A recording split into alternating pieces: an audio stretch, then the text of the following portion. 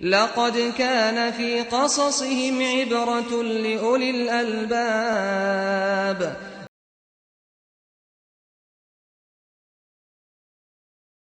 الحمد للہ والصلاة والسلام علی رسول اللہ وعلی آلہ وصحبہ ومن والہ۔ محترم بھائیو، السلام علیکم ورحمۃ اللہ وبرکاتہ۔ قرآنی قصوں میں سے ایک قصہ ہے اصحاب الرس کا۔ اصحاب الرس، ان کا صرف ذکر آیا ہے سورہ الفرقان میں اور سورہ قاف میں۔ ہلاک ہونے والی قوموں کے ضمن میں، البتہ ان کا قصہ کیا ہے اس کی طرف قرآن نے اشارہ نہیں کیا۔ مفسرین نے بیان کیا ہے کہ اصحاب الرس کون ہیں جو ہلاک ہوئے تھے۔ امام ابن جریر الطبری نے کہا ہے کہ اس سے مراد اصحاب اخدود ہیں، خندق کھودنے والے ہیں، جس میں ایمان والوں کو بادشاہ نے خندق میں ڈال کر کے سب کے سب کو ختم کر دیا تھا، جس کا قصہ گزر چکا ہے۔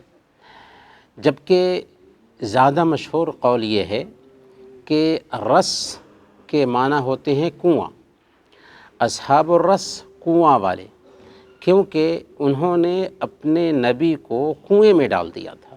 قصہ یہ ہے کہ آذربائیجان کے علاقے میں لوگ صنوبر درخت کی پوجا کرتے تھے۔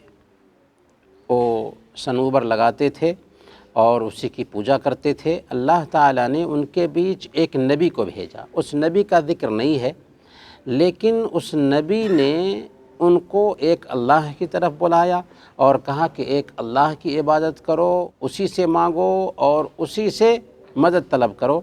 لیکن انہوں نے اس نبی کی بات کی طرف دھیان نہیں دیا، تو اس نبی نے اللہ تعالیٰ سے دعا کیا کہ اے اللہ، اس صنوبر کے درخت کو ہی مردہ کر دے۔ چنانچہ اس نبی کی دعا کی وجہ سے اللہ تعالیٰ نے صنوبر کے درخت کو ختم کر دیا۔ جب صنوبر کے سارے درخت ختم ہو گئے اور چونکہ وہ صنوبر کے درخت کی پوجا کرتے تھے، تو انہوں نے کیا کیا؟ غصے میں آ کر کے اس نبی کو لا کر ایک کنویں میں ڈال دیا، اور اسی کنویں میں وہ نبی کراہتے ہوئے دنیا سے گزر گئے۔ تو یہ قصہ ہے جو اشارہ کرتا ہے کہ ایک قوم تھی آذربائیجان میں، جن کے بیچ ایک نبی بھیجے گئے تھے۔ انہوں نے اپنے نبی کو ڈال دیا تھا کنویں میں، کیونکہ انہوں نے شرارت کی تھی، نبی کی بات نہیں مانی تھی، صنوبر کی پوجا کرتے تھے۔ صنوبر کا درخت جب مر گیا تو انہوں نے غصے میں آ کر کے بادشاہ کے حکم پر اپنے نبی کو کنویں میں ڈال دیا۔ ایک تیسرا قول ہے اصحاب الرس کے تعلق سے، اور وہ یہ ہے جس کا ذکر سورہ یاسین میں اللہ تعالیٰ نے آیت نمبر 20 سے لے کر کے آیت نمبر 27 تک کیا ہے، جس کی شروعات ہوتی ہے وَجَاءَ مِنْ أَقْصَى الْمَدِينَةِ رَجُلٌ يَسْعَى قَالَ يَا قَوْمِ اتَّبِعُوا الْمُرْسَلِينَ، کہ ایک شخص اس شہر کے آخری حصے سے دوڑتا ہوا آیا اور کہنے لگا کہ اے میری قوم، ان رسولوں کی بات مان لو۔ یہ قصہ کیا کہتا ہے؟ کہا جاتا ہے کہ انطاکیہ میں لوگوں کو صحیح راستے کی طرف بلانے کے لیے 2 رسول بھیجے گئے، لیکن لوگوں نے ان 2 رسولوں کو مار دیا۔ ایک تیسرے رسول بھی بھیجے گئے، لیکن ان کے ساتھ بھی زیادتی کی۔ تو ایک بندہ تھا جس کا نام تھا حبیب النجار، اس کو کوڑھ کی بیماری تھی۔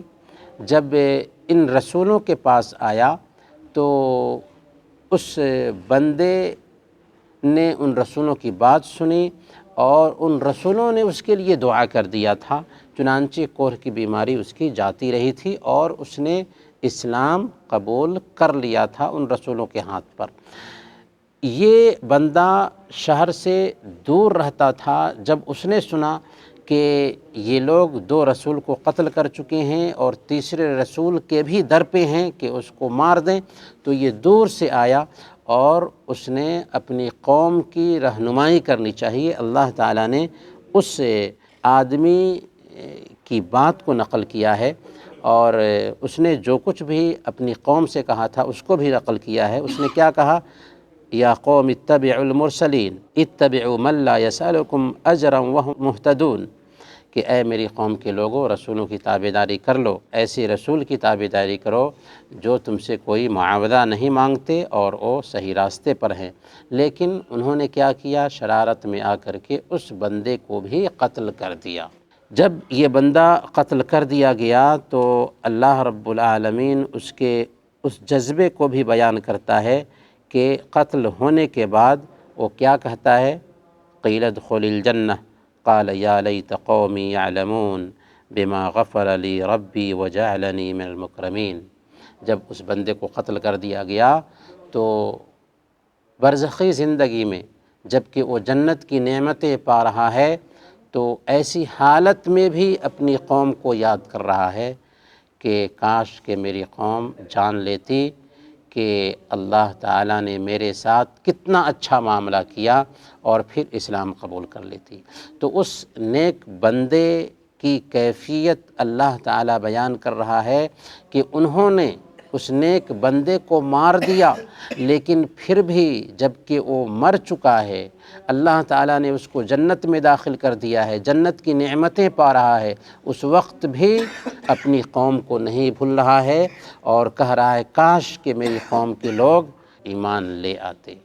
تو یہ خیر خواہی ہے ایک انسان کی کہ اگر کہیں پر ایک انسان کسی کو دیکھتا ہے کہ صحیح راستے سے بھٹکا ہوا ہے تو اس کو صحیح راستے پر لانے کی کوشش کرے، یہاں تک کہ اس میں مرد صالح نیک بندہ جب وفات پا جاتا ہے اور جنت میں جاتا ہے، جنت کی نعمتیں پاتا ہے یعنی برزخی زندگی میں، تو اپنی قوم کو نہیں بھولتا اور وہ یہ دعا کرتا ہے کہ اے کاش کہ میری قوم کے لوگ اسلام قبول کر لیتے، کہ اللہ تعالیٰ نے میرے ساتھ جو اچھا معاملہ کیا ہے وہ معاملہ ان کے ساتھ بھی ہوتا۔ تو یہ ہے اصحاب الرس کا قصہ جس کی طرف مفسرین نے اشارہ کیا ہے۔ وصلی اللہ علی نبینا محمد وعلی آلہ وصحبہ اجمعین۔